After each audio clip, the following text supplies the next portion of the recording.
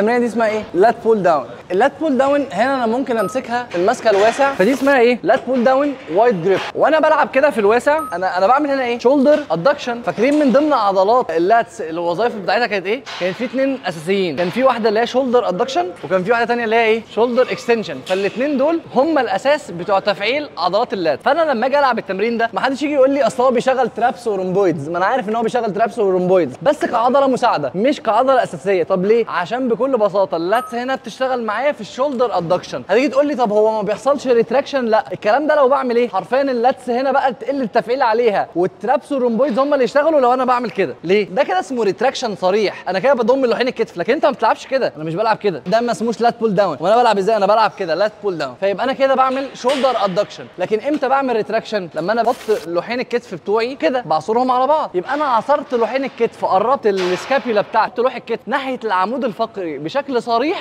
يبقى انا كده ترابس رومبويدز اشتغلت معايا. لكن انا عملت شولدر ادكشن بشكل صريح، يبقى كده لاتس ايه؟ لاتس اشتغلت معايا. انا كده بعمل شولدر ادكشن، فدي حاجه.